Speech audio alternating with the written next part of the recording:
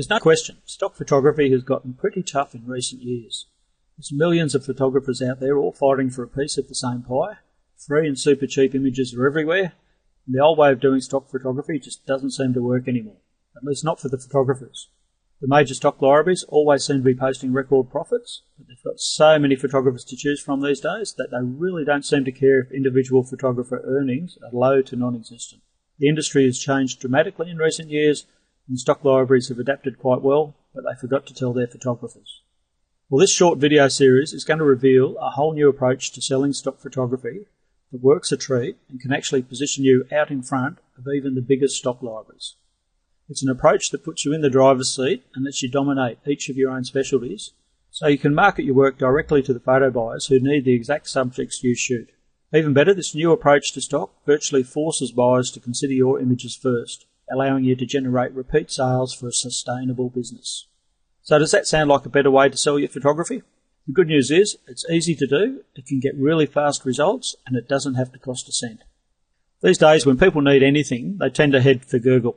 Google gets about 40% of all search engine traffic, so that's the one we're going to target. But the truth is, once you're listing well in Google, the other two major search engines, Yahoo and Bing, they're normally going to list you quite well as well. Photo buyers are using Google more and more as well. So as photographers, it's important that we can be found there. The problem is there's literally millions of other photographers thinking the same thing. So it's not just a matter of being found, you need to be found at the top of the results. And you need to be found for the right phrases. There's no point having buyers visiting your web pages looking for travel images if all you ever shoot is pets. That's not a random example either. You'd be amazed at how many pet photography websites can turn up in travel photography searches. Things like German Shepherds, Maltese Terriers, Burmese cats. That can mess the search engines up if you don't make your pages right. But we'll show you how to avoid that later. But getting back to the search results, there's even less point trying to rank well for a super broad phrase. When you think about the millions of people out there looking for stock photography every single day of the week, it's fair to say you're never going to have anything for the vast majority of them. So in practical terms, would you really want to deal with thousands of inquiries just to lock in one sale? Instead, it makes much more sense to target phrases that are likely to deliver the best possible prospects to your website. This is the all-important first step, but it's also the step that most photographers totally miss. So we're going to show you a simple way to make sure you get it right, but first of all, I want to look at two problems that stop a lot of photographers dead in their tracks. The first is the ads, and the other is the type of ads, the type of competition you're facing. Royalty-free, super cheap, low prices, free. It might seem like they're everywhere and a bit overwhelming, but we're going to show you how to deal with them shortly. Now, Google's business is selling advertising, so you can't blame them for putting ads all over the place, and they don't hold back. They put them at the top, down the side, and quite often you'll find a few more at the bottom for good measure. And when we go through this with our private clients, often they'll see the ads and they'll ask if it's even worth trying to compete with so much advertising cluttering the page. Well, I've got to tell you, I get excited when I see this many ads on a page I'm trying to rank for. That tells me straight away that buyers are searching for this phrase. You see, these ads are pay per click. That means the advertiser is paying Google a fixed amount every single time someone clicks on one of these ads. And they aren't cheap. You won't find too many stock photography terms that go less than $2 a click, and you'll see plenty that are $5 or more. Well, these advertisers are happy to spend that money because they know they can sell enough photos to those people doing the searches and clicking the ads to cover the outlay. They track everything in detail, and they'll know, as an example, if they spend $250 to get 100 visitors to their site, they'll know exactly how much they're going to make from that in sales. These ads are proof that we've selected a good commercial phrase, so be happy anytime you see them because it gets even better. You see, the best ads on these pages will only get about 15% of the search traffic, while the top-ranked organic listing, that's the free listings, the top-ranked listing can get as much as 40% of the visitor traffic on that page. So not only are we going to show you a system that can get you 3 or 4 times as many visitors than most of the ads, we're actually going to show you how to do it all for free. In fact, by the time we're done, most people searching for your phrases won't even notice the ads on the page. But that's getting ahead of ourselves. Because the other problem we looked at was the free and cheap images. A lot of photographers will get seriously disillusioned by this. After all, even if you can get your page to list well on the first page of results, how exactly do you compete with somebody who's giving away what you're selling? And even if you do get them to your website, aren't they going to have such low expectations on price that it'll be impossible to close the sale for a fair fee? Well, as I said, there is a way to dominate that first page of search results, so that the buyers who need your specific subjects are virtually forced to visit your page first. And we'll show you how to do that shortly. As for free images and super cheap images, it's worth taking a minute to look a little bit closer. See, microstock has been around for a long time now, and when it first started to appear, everyone said it had to be the end of rights-managed stock photography. Before that, it was royalty-free libraries that were going to wipe us all out, but for all the doom and gloom, there's still no shortage of rights-managed libraries making a go of it. And more recently, it's the free photo sites have appeared and turned up everywhere, and it's the same thing. All the experts swore to be the end of rights-managed, but all the rights-managed libraries are still there. In fact, at our stock libraries, we still get over 100 new photo buyer registrations every single month, sometimes twice that. And that's despite the fact that every photo buyer on the planet must know that they can get free images if they want to go looking. They know that, but still they come to our rights-managed libraries. The simple fact of the matter is, for a lot of buyers, price isn't the deciding factor. In fact, a survey we did a few years back showed that in order of importance, buyers were much more interested in content and quality than price. Content actually came out ahead of quality, which is interesting in its own right. But the important one for you to remember is that price was not the most important factor in a decision to buy photos. What a lot of photographers and photo libraries tend to overlook is that when a photo buyer turns up on our websites, they've already decided they need to buy an image. When they turn up on our website, they're a hot prospect ready to buy if you can simply show them an image that meets their needs. So if a buyer has come to us looking for an image and they find the one that is exactly what they want and we offer it to them at a reasonable price, do you really think they're going to stop and go looking elsewhere for a different one just in case they can find it a little bit cheaper? Some might, but the vast majority are going to buy it from you there and then. Obviously, there'll be some buyers who are on a budget and shopping around, and there'll be others working for their own clients, but in my experience, most photo buyers are always incredibly busy people with several projects going on at once and usually half a dozen deadlines looming. And given the chance, they'd much rather wrap up a deal, get the photo and get on with the next job every time. Unfortunately, a lot of stock libraries ignore this, and instead they've joined this crazy race to the bottom, fighting amongst themselves to see who can give your images away the cheapest. What you need to remember is it's entirely optional and you don't have to take part. Instead, if you design your business to target those buyers who have other priorities more important than price, then there's absolutely no reason at all for you to even think about competing with those sorts of prices. Okay, that's getting a little bit sidetracked again, but this is something I'm quite passionate about. You don't have to give your work away for peanuts to survive in this industry. And if your stock library is doing it for you, you need to find another library fast. The real trick to holding firm for good prices, though, is having a good volume of targeted buyers looking at your work. And that's what the system I'm about to show you is all about. Making sure your images are the first photos buyers see when they need your subjects. And we do that with a simple 4-step process. It starts with keyword research, then we use on-page search engine optimization, plus some selective off-page SEO, and then we ramp it all up with our own special promotion strategy.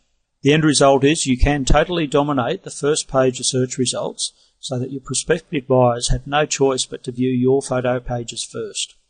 Okay, the first step is what we call keyword research, but essentially it's just market research, getting to know your buyers and how they think. We're going to look for search phrases that buyers are likely to use if they need our photography.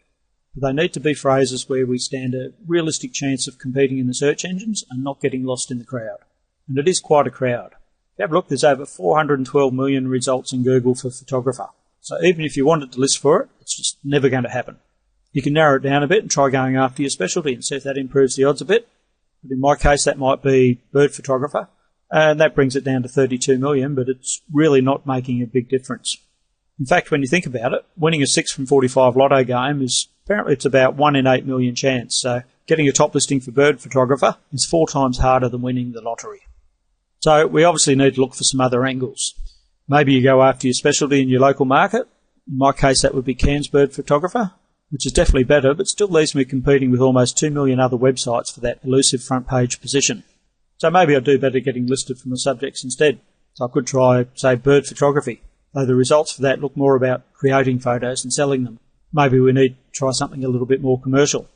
And the results for bird stock photography certainly do look more commercial, but once again, at 38 million, the competition is just way too high to even contemplate. So you can see with just these few examples, getting listed well in Google for any broad search terms is a challenge to say the least. So what we do instead is to target what we call long-tail keyword phrases. Rather than chasing after the big broad terms, we go after much more specific phrases which have the added benefit of immediately removing most of the competition. We call these the low-hanging fruit. Basically, why struggle to climb to the top of the tree when there's fruit within easy reach of where we're standing? Main thing when you're comparing different phrases, to standardise the results, we use an exact phrase search. Basically put double quotes around the phrase. It will reduce the numbers we see, but it keeps it a bit tighter so we can compare results more accurately. So you see this immediately brings bird photography down to 1.7 million results. Still way too much for us to contemplate, so instead we'll have a look at bird stock photography, and that drops to 124,000. That's getting more realistic, but I'm sure we can do better, so one of my big interests would be penguin stock photography, and that drops down to 99,000 competing pages. Now we're starting to get into territory where we stand a chance of competing, and you'll notice that the phrases are also much more commercial. One thing I do like to avoid is words like photography or pictures in favour of other words like photos or images or photographer. People searching for photography do tend to be browsers, while people searching for photos or images do tend to be more likely to be buyers. In a similar way, people using words like pictures in their search phrases do tend to be kids working on school projects. We actually did track this for a few months recently on one of our photo libraries, and the people who arrived from Google after searching for a phrase that included the word photos were almost twice as likely to take action as those who were searching for photography. And people who use words like pictures or pics were even less likely to act. The other thing we noticed in that data was that the more specific a search phrase is, the closer the searcher was to a buying action. A person who used a 5-word phrase in Google before arriving on our website was more likely to take action than a person using a 4-word phrase. It was the same all the way through. 4 words were better than 3, 3 words were better than 2. And it makes sense. When people get closer to a buying decision, they get a lot clearer on what they want. And that's why this system targets searchers who know exactly what they want by focusing on specific long-tail phrases a buyer might type into Google if they desperately needed images of a subject in our collection. So let's try that and see how penguin photos stack up. Now we're down to 68,000, which is great, but my photos are fairly specific, so there's no value fighting hard securing good listing for a phrase that isn't a tight match. So let's take it one step further and make it Macquarie Island penguin stock photos. You can see that we're now competing with less than 20,000 other web pages, and I can tell you that this is a keyword phrase we could rank very well for without too much trouble at all. So now we're getting close to a phrase that could be worth targeting. It's quite specific, or what we call long tail, and it uses buyer words to target commercial traffic. And we've checked it out, and it's got quite low competition, so everything's good, and we could leave it there and jump straight in. There's one more step that's really well worth doing. We use a keyword research tool to check for other possible phrases, like there might be a better one out there we haven't thought of. We can also check to see how much traffic it's likely to get as well. For our purposes, the free Google external keyword tool is probably all you need. Here's how it works. Okay, with the Google AdWords tool, the external keyword tool, we're normally targeting fairly low traffic search phrases, so you probably won't find your long tail keyword phrase in here. So what I do with my searches, I normally go back to a more general phrase and have a look at that and see what we come up with. And then you can tailor your search and your research from there. You can see there's actually quite a bit of traffic there. 60,000 monthly searches for photos of penguins. Obviously a lot of these, you only got to look at some of this. Penguin photos for kids, cute penguin photos. You know, a lot of those aren't going to be commercial searches, photo buyers, but the fact there is a bit of traffic there is very encouraging. And also what's interesting is you can see there's the actual species, the Adelies, emperors, king penguins, rockhopper penguins. They're actually all getting a bit of search traffic as well. So what would be good and what could happen if we made a page up, my photos, I've got rockhopper penguins and I've got king penguins. That content's on the page. I might actually do better to make a page of all king penguin photos or all rockhopper penguin photos. And then that puts me in a position where I can get some of this traffic here. That 2,000 searches a month. You've got to imagine a fair number of those are going to be commercial buyers needing images for publishing. Now, this is a very handy tool. Competition, it doesn't give you a whole lot of accuracy on the competition, but you can check that easily enough doing your search in Google. There are other tools out there. Some are free, some paid, and if you want to go looking, you'll find quite a few. My favourite is Market Samurai. It's commercial software, but they do offer a free trial. So if you have a lot of subjects and you want to research, it might be worth your while to grab a demo copy. Okay, here's penguin photos put through the Market Samurai software. You'll see straight away there's a lot more data available. For our purposes, we just want to make sure that there's some good search traffic, not too much competition, and a reasonable likelihood that the people searching are going to be commercial traffic. We'll just start at the top. First column is searches, and you can see there's some good traffic for all these phrases, up to a couple of thousand searches a day, so there's a good chance that you list well for those, you're going to get some good buyer traffic through to your site. This column here is the search engine traffic that the top placed listing is likely to get. So if you've got position 1 for penguin photos, you're going to get about 25,000 hits on your link every month. You can also see from that it's quite low traffic at 10,200 competing websites, and there's some advertisers paying $1.50 a hit there, so it's quite a commercial term, low competition, good traffic. That's actually a very good one to target, and will probably be one of the next pages I make. You can see there's some specific species, they get less traffic, they've got even less competition, and they're still quite commercial. So the more specific you can make your phrase, you'll get some less traffic, but you'll get a much higher percentage of visitors who are there to buy. I won't go to any more detail with that. Market Samurai, they've got some great tutorials on the website. There is a trial there, I think it's 2 weeks from memory. You can get a lot done, so if you've got a big catalogue or a lot of subject areas you work in, I'd really recommend you grab a demo copy and put it to work for a couple of weeks and just run through this process with each of your key subjects. Really is valuable information to hang on to, and it will give you lots of ideas of what content you can be publishing to get a really strong listing in the search engines. So whichever tool you use, anytime you do this kind of market research, you're stepping out from the crowd and giving yourself a real advantage over most of the other photographers out there. A lot of photographers might have a few ideas on some of the practical SEO steps we're going to cover next, but without this clear focus as a starting point, their efforts are diluted at best or totally wasted. So the process we're working is quite straightforward once you get clear, once you get that point of focus. We start by picking a subject from your collection. You then do some keyword research to identify the best possible phrase to target. And then we create a carefully structured page that gives you every chance of ranking well in the search engines. Then we apply our selected off-page SEO steps and our special promotion process to make sure you rank fast and you rank well. It's all done in small, simple steps that are easily repeated for every one of your key subjects.